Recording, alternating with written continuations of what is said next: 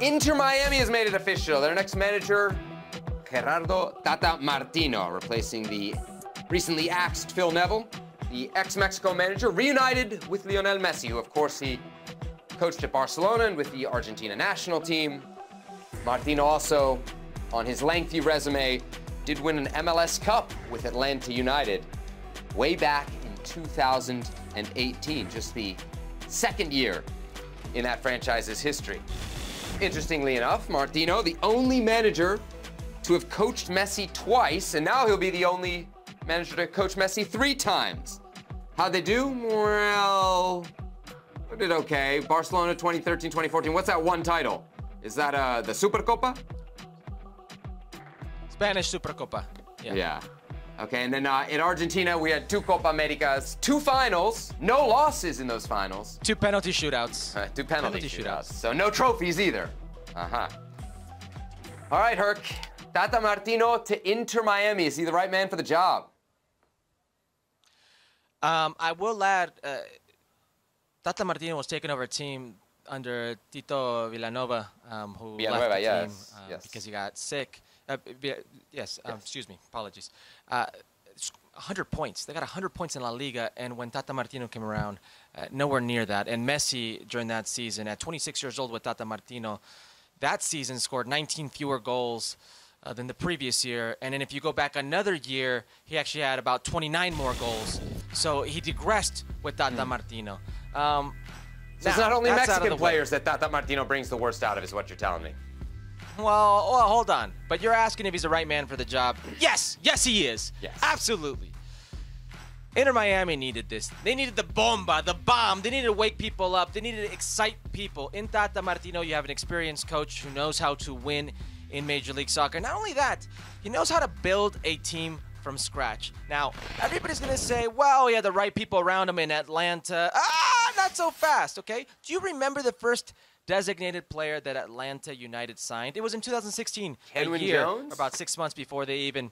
Kenwin Jones. So Tata Martino comes in and never plays Kenwin Jones. Why? Because he said, wait a second, I can't have a mid-30s target striker without mobility. I need myself a Tito Villanova. I need Villalba, excuse me. I need myself a Miguel Almiron. I need a Joseph Martinez, a Yamil Assad. He built that team from scratch, and he made it a winning team, an exciting team, one of the best teams that we've seen in terms of getting people excited to come out into the stadium. That's what Inter Miami needs. He knows Messi. He knows the league. He knows what it takes to win. Right man for the job.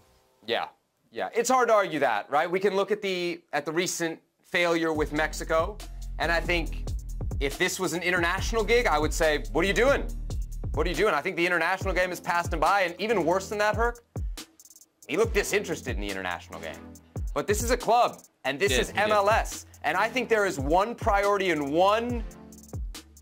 only one priority if you're Inter Miami trying to make this hire. It has to be somebody that Lionel Messi doesn't just like, but approves of now. And I think that's the big assumption here, right? We are assuming that Inter Miami has okayed this with Lionel Messi. That Messi has said, yeah, I've worked with this guy not once before, twice before, and I'm willing to do it again. Because if not, this is the stupidest thing you could do, right? If there's a guy that Messi has worked with already and doesn't want to work with again and you're hiring him, you're stupid. Inter Miami might not be the smartest team in MLS. I don't think they're that dumb, right? So we have to assume that this box has been checked. He knows how to work with Messi. He probably knows how to work with a few other Barcelona players who may be coming. And I think the MLS experience is perfect. Look, in 1 month's time, having fired Phil Neville, you are never going to check as many boxes in your hire when it comes to Lionel Messi as Tata Martino. Say what we will about his failures with Mexico. I agree 100% with what you just said. Now, there are reports that towards the end that relationship soured. Tata Martino has also denied those reports. Those words never came out of his mouth about, hey, I know you can fire me, et cetera, et cetera. That never came out of his mouth. So as of right now, everything we know from Tata Martino and Messi is kosher. It's good. And they're ready to work. Yeah. And to your point about building teams, he's not a Lionel Messi type of recruiter.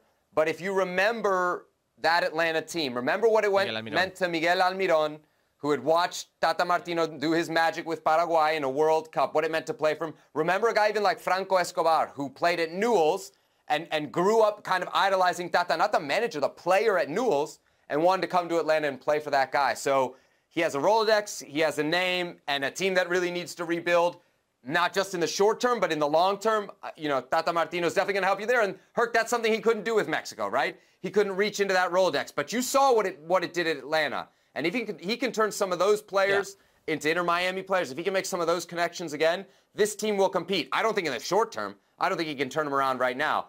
But in a year and a half, I think he could have him competing for something serious in MLS.